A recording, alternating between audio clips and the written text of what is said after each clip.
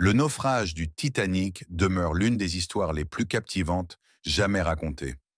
Bien que d'innombrables films, documentaires et mini-séries aient relaté cette tragédie, des murmures sur quelque chose de plus mystérieux que la collision avec l'iceberg persistent.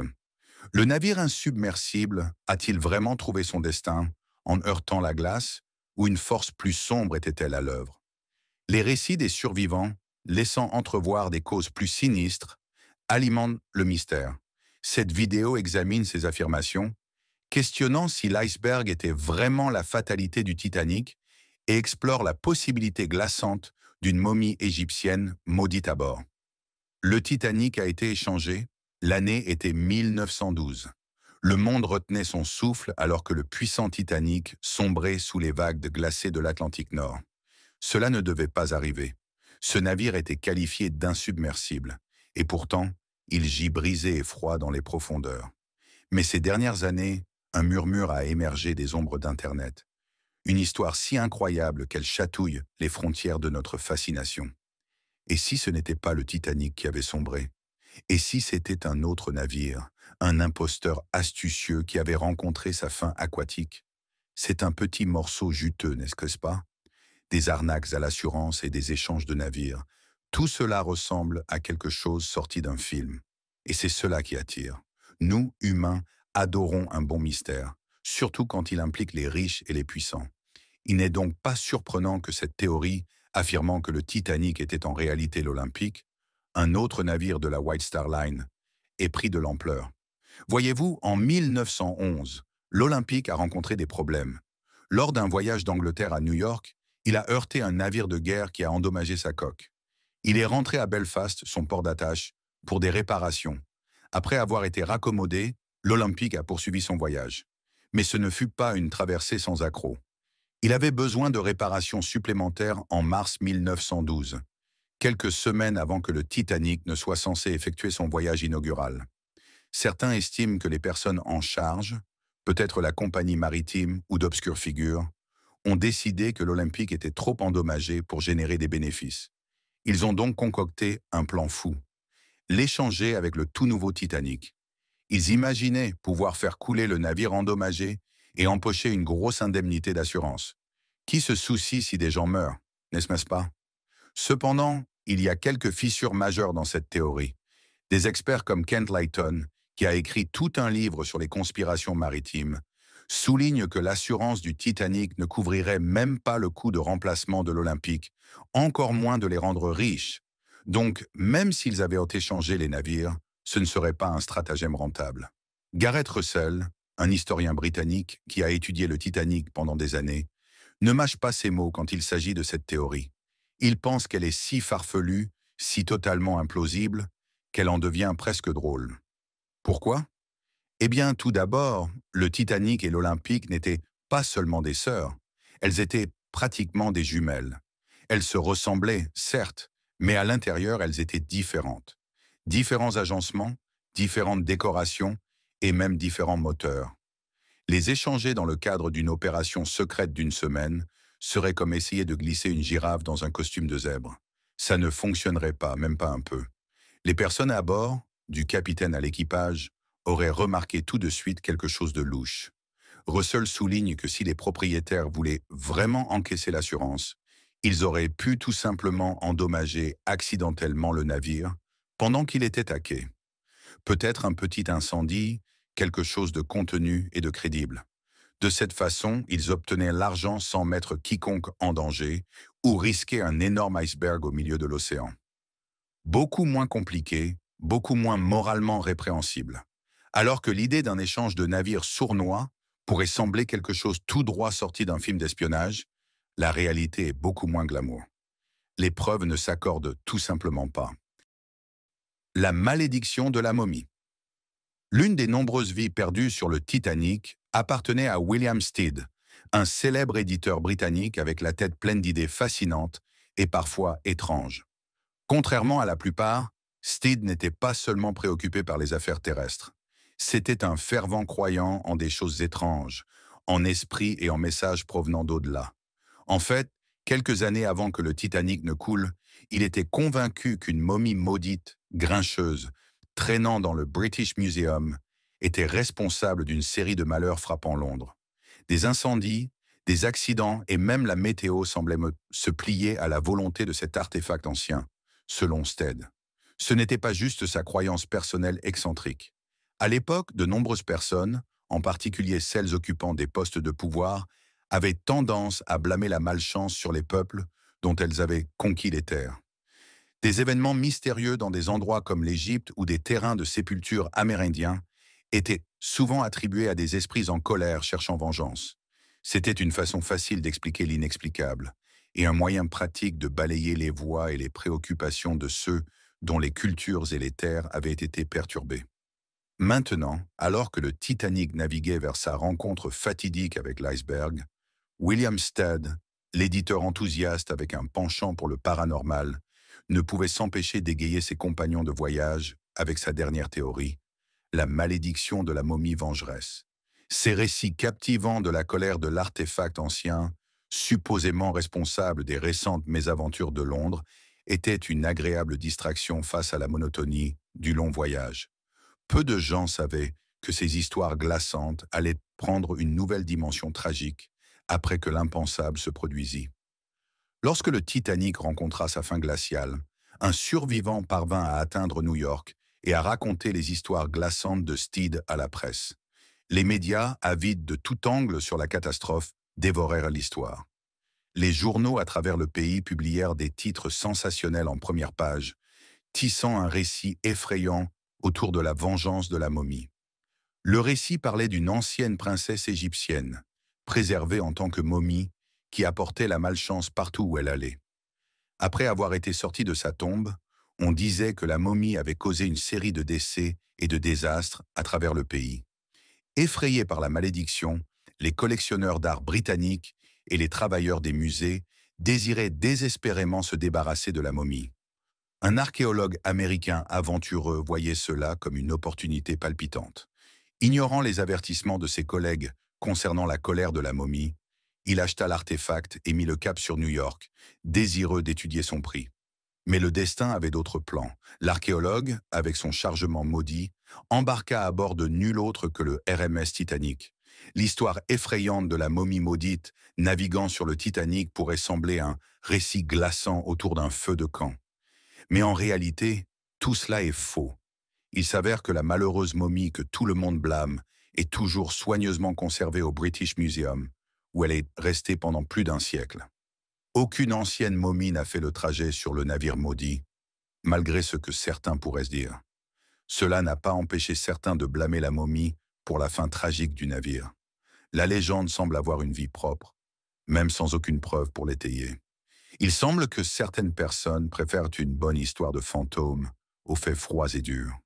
Coulé par un sous-marin allemand, le naufrage du Titanic est toujours considéré comme l'un des pires désastres maritimes de l'histoire. Cette tragédie colossale s'est produite juste 2 ans avant le déclenchement de la Première Guerre mondiale, amenant certains à chuchoter une possibilité plus sombre.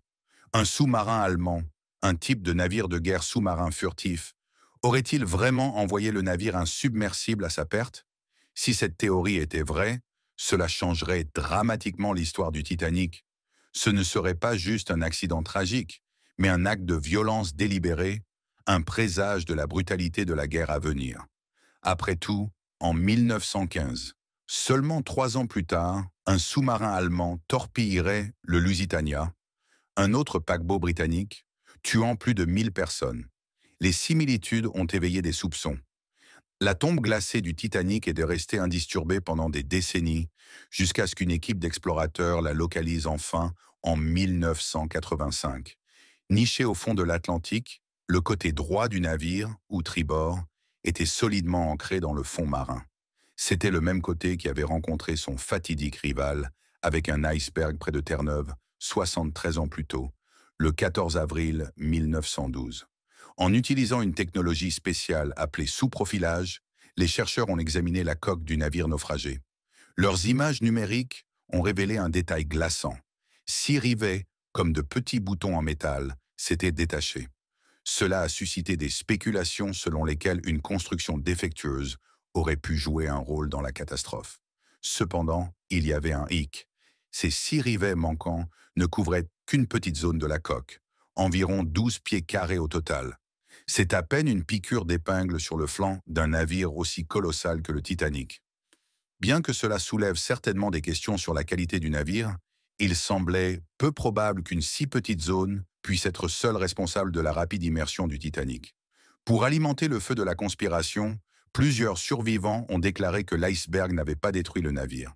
Des passagers et membres d'équipage ayant témoigné devant le comité d'enquête du Sénat des États-Unis ont juré qu'ils n'avaient ressenti aucun impact majeur ni entendu de fort bruit lorsque le Titanic a heurté l'iceberg. Pour eux, le navire avait simplement frôlé le côté. Mais voici le retournement. Ils ont tous décrit avoir entendu 4 détonations distinctes, presque comme des explosions étouffées, venant des profondeurs du navire après qu'il ait effleuré la glace. L'explication naturelle serait des dysfonctionnements de chaudière ou des problèmes de pression interne. Mais certains ne pouvaient s'empêcher de se demander si cela n'aurait pas plutôt été des torpilles. L'idée d'un sous-marin allemand furtif se cachant dans les eaux glaciales, tirant silencieusement sur le paquebot soi-disant insubmersible, était certainement glaçante. Pour ajouter à la confusion, des survivants réfugiés dans des canaux de sauvetage ont rapporté avoir vu un phare au loin, leur donnant de l'espoir pour un sauvetage. Ils croyaient qu'il provenait du Californian, un autre navire non loin. Mais cet espoir s'est effondré lorsque le capitaine Stanley Lord du Californian a fermement nié leurs affirmations. Il a insisté sur le fait que la lumière n'était pas la sienne et qu'un autre navire se trouvait entre lui et le Titanic. Cette affirmation a été corroborée par certains de ses membres d'équipage. Ils ont juré avoir vu un navire non identifié à 5 ou 6 miles de distance, même jusqu'à environ 2 heures du matin. Certains ont spéculé qu'il aurait pu s'agir d'un sous-marin, refaisant surface après avoir peut-être causé la catastrophe, puis disparaissant dans la nuit. Il est important de noter qu'il ne s'agissait pas du Carpathia, le véritable navire de sauvetage qui est arrivé plus tard. L'identité du navire inconnu reste un sujet de débat intense. Certains, particulièrement après la Première Guerre mondiale, soupçonnaient qu'il aurait pu s'agir d'un sous-marin allemand. La technologie des sous-marins allemands était en effet avancée à cette époque, et les U-boats étaient déjà connus pour opérer dans l'Atlantique Nord. Cependant, il n'existe aucune preuve concrète pour soutenir cette affirmation. La possibilité d'une attaque délibérée ou d'une collision accidentelle avec le Titanic demeure purement spéculative. Le plan de J.P. Morgan. Le naufrage du Titanic a longtemps été enchevêtré dans un réseau de théories du complot, et l'une de ces affirmations concerne la création de la Réserve fédérale. Cette théorie suggère que la catastrophe n'était pas un accident, mais un stratagème délibéré pour se débarrasser de personnes influentes qui s'opposaient à la création de la Banque centrale. Plusieurs hommes riches à bord du voyage inaugural du Titanic, dont John Jacob Astor IV, Benjamin Guggenheim et Isidore Straus, étaient des critiques vocales de la réserve fédérale proposée. Certains pensent que JP Morgan, un puissant financier qui poussait à l'établissement de la banque, aurait orchestré la tragédie pour éliminer ses opposants. Cette théorie repose sur l'idée que Morgan aurait, d'une manière ou d'une autre, planifié et provoqué le naufrage du navire, faisant taire ses rivaux au passage.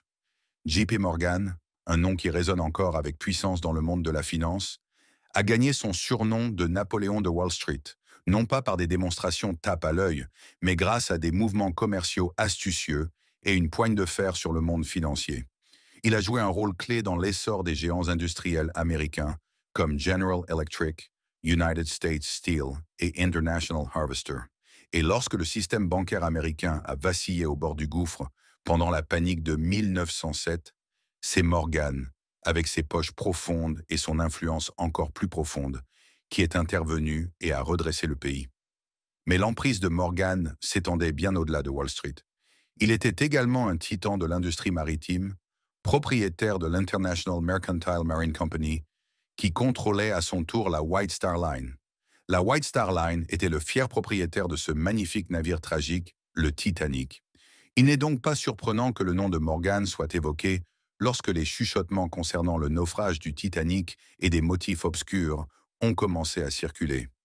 JP Morgan avait même assisté au grand lancement du Titanic en 1911, s'émerveillant des équipements luxueux du navire.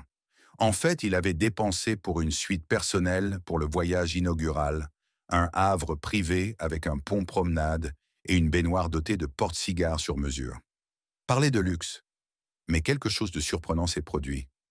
Juste avant le grand jour, Morgan a eu un changement d'avis, décidant plutôt de séjourner dans un luxueux resort français et de se livrer à des massages relaxants et à des bains de soufre apaisants.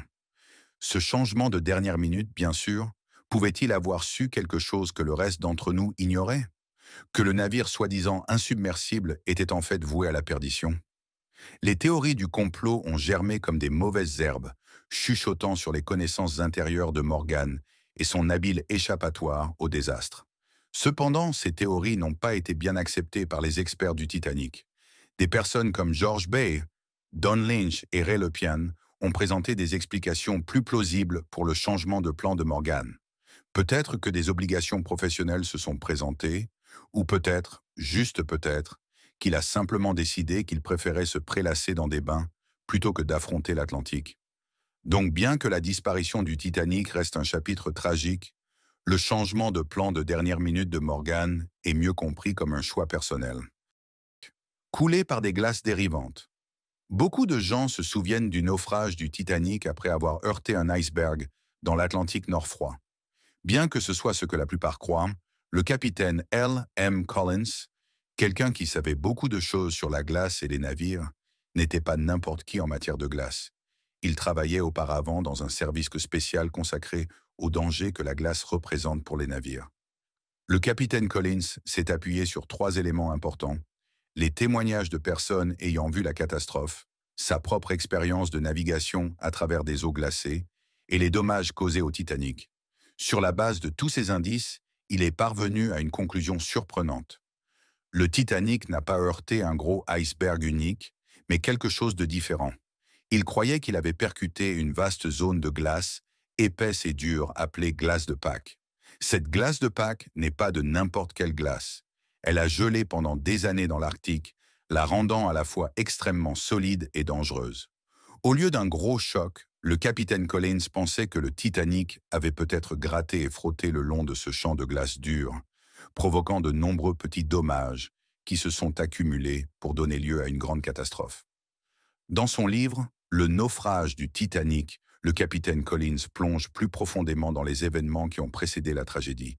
Il décrit comment, environ 10 minutes avant le naufrage, le vigile a aperçu quelque chose de bizarre à l'horizon. Cela ressemblait à une zone brumeuse blanche s'étendant sur environ 20 degrés dans les 2 directions, devant le navire. Mais le capitaine Collins soutient qu'il ne s'agissait pas simplement d'une brume ordinaire. Il croit qu'il s'agissait en réalité d'un immense champ de glace de Pâques, un champ de glace épaisse et durcie qui flottait dans l'Arctique depuis des années. Les vigies décrivaient la glace comme mesurant environ 60 pieds de haut, une hauteur surprenante.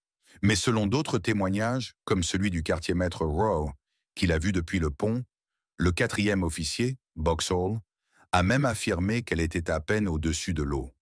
Pourquoi de si grandes différences dans l'apparence de la hauteur de la glace? Le capitaine Collins explique qu'il existe un tour spécial que l'océan glacé peut jouer sur vos yeux. Il l'appelle un phénomène optique. Lorsque la mer est plate et que l'air est incroyablement froid, les objets proches de l'eau peuvent paraître déformés. Imaginez que vous soyez debout sur un lac gelé. C'est un peu comme un mirage, mais causé par l'air froid perturbant la façon dont la lumière se plie. C'est pourquoi le capitaine Collins pense que les vigies ont surestimé la hauteur de la glace. Ils voyaient cette vaste étendue blanche et, trompés par le froid, pensaient qu'elle s'élevait au-dessus d'eux. Cela aide à expliquer pourquoi d'autres personnes, observant sous différents angles ou avec plus d'expérience, ont vu la glace différemment. Tout était là, mais l'océan glacé pliait la lumière et jouait des tours à leurs yeux. Le capitaine Collins ne s'est pas seulement fié aux témoignages. Il a également introduit la science dans l'équation. Il a soutenu qu'un phénomène appelé effet Bernoulli prouve que le Titanic ne pouvait pas avoir heurté un gros iceberg comme tout le monde le croit. Imaginez que vous soufflez sur un gobelet en papier de toutes vos forces. Plus vous soufflez fort, plus le gobelet se lève, n'est-ce pas? Le capitaine Collins explique que l'eau fonctionne de la même manière. Si le Titanic avait percuté un énorme iceberg à pleine vitesse, l'eau autour de l'impact aurait agi comme un vent puissant. Essayer de soulever la glace aurait provoqué la rupture de celle-ci et aurait glissé le long du flanc du Titanic, comme une grande râpe à fromage glacé frottant contre la coque. Maintenant, si l'iceberg était vraiment de la taille d'un hôtel, ce frottement n'aurait pas simplement laissé quelques rayures. Cela aurait déchiré tout le flanc du Titanic, aurait fait couler le navire instantanément, et non pas dans les 2 heures agonisantes que cela a réellement pris. C'est une théorie intrigante, qui ajoute une autre couche de mystère à l'histoire déjà tragique du Titanic. Que ce soit la véritable explication ou non, cela met en lumière les défis et dangers de la navigation à travers des eaux glacées. Maintenant, il est temps de parler du choix du jour fait par les abonnés. Le Titanic, majestueux, insubmersible, ou du moins le pensait-il. Ce géant scintillant des mers a plongé dans les profondeurs glacées en 1912, emportant plus de 1500 âmes avec lui. Pendant plus d'un siècle, d'innombrables histoires ont émergé, des récits de feux cachés, de vagues vagabondes, voire de chuchotements sur des attaques de sous-marins. Bien que la collision avec l'iceberg soit largement acceptée, certains soutiennent le contraire, comme un survivant affirmant que l'iceberg n'a pas détruit le navire. Certes, l'iceberg en prend la responsabilité, mais était-ce juste un choc dans la nuit ou un coup fatal d'une fissure cachée? Certains disent donc que le navire n'était pas aussi solide qu'annoncé, que ses rivets étaient fragiles dans l'eau glacée. D'autres chuchotent que des feux brûlaient sans être vus, affaiblissant la coque. Et puis, il y a l'histoire étrange d'un navire mystérieux à proximité, certains affirmant même qu'il avait tiré une torpille. La vérité est enfouie sous des milles d'océan. L'épave, enfin découverte en 1985, raconte une histoire de rivets qui sautent, de ponts qui se plient et du navire qui se brise en deux. Mais quelque chose d'autre se cachait-elle dans l'ombre, contribuant à la tragédie? Nous ne le saurons peut-être jamais avec certitude. Alors, qu'en pensez-vous? N'était-ce que l'iceberg ou quelque chose de plus sinistre se cachait-il sous les vagues? Partagez vos théories dans les commentaires ci-dessous et gardons la mémoire du Titanic vivante, même si ses secrets restent enfermés dans les profondeurs glacées. Le message caché. Après presque chaque événement terrible, des murmures commencent à circuler. Les gens parlent de comment quelqu'un, quelque part, aurait pu le prévoir s'il avait seulement su à quoi faire attention. C'est comme si ces grandes tragédies laissaient derrière elles des fantômes. Des fantômes construits de ce qui aurait pu être et de si seulement. Nous l'entendons après des assassinats, lorsque les gens soulignent des choses étranges que la victime a dites ou faites juste avant. Nous l'entendons après des tremblements de terre avec des rumeurs sur un comportement animal inhabituel ou des phénomènes météorologiques étranges plusieurs jours à l'avance. Même les accidents d'avion sont pris dans cela avec des histoires de mauvais rêves ou de sentiments déconcertants que quelqu'un a eus avant d'embarquer. Le naufrage du Titanic n'était pas différent. Des histoires flottaient autour, chacune plus effrayante que la précédente. L'une des plus populaires disait que le numéro de coque du navire était en réalité un message caché. L'histoire du numéro de coque du Titanic n'est pas comme la plupart des prédictions de désastre. Elle ne dit pas seulement que de mauvaises choses ont été écrites après la tragédie. Celle-ci prétend que certaines personnes ont vu un signe avant-coureur avant même que le navire ne quitte le port. Elles disent que des ouvriers travaillant sur le Titanic à Belfast, principalement des catholiques, ont vu un mauvais présage dans le numéro peint sur son flanc. Ces travailleurs pensaient que le numéro était un message désagréable contre leur religion, quelque chose que leur patron protestant y avait inscrit. Ils étaient si contrariés qu'ils ont même arrêté de travailler pendant un certain temps. Ils ont refusé de mettre un autre rivet tant que les patrons n'avaient pas promis que tout cela n'était qu'une coïncidence. Un étrange jeu de chiffres dans le miroir, pas un complot anticatholique délibéré. Le numéro que Harland et Wolff ont donné au Titanic était 390 904. Normalement, cela ne serait rien de spécial, mais voici le retournement. Quand vous écrivez ce numéro en toutes lettres et que vous le retournez comme si vous regardiez dans un miroir, il épelle soudainement quelque chose de choquant. Pas de pape. Et pour ces ouvriers catholiques, c'était un gros problème. Maintenant, attendons un peu. Avant de nous laisser emporter par ce mystère du pas de pape, reculons et voyons si la légende tient réellement la route. Pour être vraie, elle a besoin de deux choses. Le numéro du Titanic doit vraiment être cela, et ses ouvriers doivent s'en inquiéter. Eh bien, la première partie s'effondre immédiatement. 39 904 n'était pas le code spécial du Titanic ou quoi que ce soit. Les documents officiels montrent que son numéro était 130 et un 428, et le chantier naval lui-même l'appelait 401. Pas de numéro secret du pas de pape caché là-dedans. La deuxième partie s'effondre également. Il s'avère que la plupart des travailleurs de Harland et Wolff, où le Titanic a été construit, n'étaient pas catholiques. Ils étaient principalement protestants, donc cette idée de messages étranges les effrayant ne s'en tient pas vraiment. Donc, bien que l'histoire du pas de pape puisse sembler dramatique, elle manque des ingrédients de base pour être vraie. Les chiffres ne correspondent pas, et les personnes supposées affectées ne se seraient de toute façon pas souciées. C'est plus comme un murmure dans le vent que comme un indice caché gravé dans l'acier. Mais bon, cela ne veut pas dire que l'histoire du Titanic est ennuyeuse avec des faits et des chiffres. De nombreuses vérités réelles sur sa construction et son destin sont suffisamment fascinantes. Explorons celles-là au lieu de poursuivre des messages fantomatiques dans le miroir. En route vers la tragédie. Le capitaine Edward Smith, dont le nom est à jamais gravé dans l'histoire aux côtés du Titanic, n'était pas seulement le capitaine du navire maudit. C'était un marin chevronné avec une longue et réussie carrière en mer. Mais l'ombre du naufrage du Titanic s'accroche à sa mémoire, alimentée par des murmures et des rumeurs qui ont circulé après cette nuit fatidique. Beaucoup ont accusé le capitaine Smith, mettant la tragédie sur son dos. Certains affirmaient qu'il avait été pressé par la White Star Line, propriétaire du Titanic, de maintenir une grande vitesse malgré les dangers qui guettaient dans les eaux glacées. D'autres croyaient qu'il avait ignoré les avertissements d'autres navires concernant la menace imminente des icebergs. Ces accusations étaient sérieuses, et tant les États-Unis que le Royaume-Uni ont lancé des enquêtes officielles pour examiner la catastrophe. La White Star Line a-t-elle priorisé la vitesse au détriment de la sécurité? Le capitaine Smith a-t-il méprisé des avertissements cruciaux? Y avait-il des actions qui auraient pu prévenir la tragédie? En ce qui concerne le voyage fatidique du Titanic, la question de la vitesse est restée une braise brûlante. Beaucoup croient qu'il a filé de manière imprudente vers sa perte, le capitaine Smith étant blâmé pour avoir poussé les moteurs malgré les risques. Les enquêtes officielles ont approfondi ce sujet, notamment si J. Bruce Ismay, le patron de la White Star Line, avait fait pression sur Smith pour qu'il maintienne le rythme. Voici ce que les investigations ont révélé. Bien que le Titanic se déplaçât rapidement, il n'atteignit jamais son plein potentiel. Contrairement à la croyance populaire, le capitaine Smith ne poursuivait pas de record, ni ne visait une traversée excessivement rapide. L'enquête britannique, après avoir examiné minutieusement les preuves, a conclu que Smith avait dirigé le navire selon des pratiques établies pour quelqu'un de son expérience.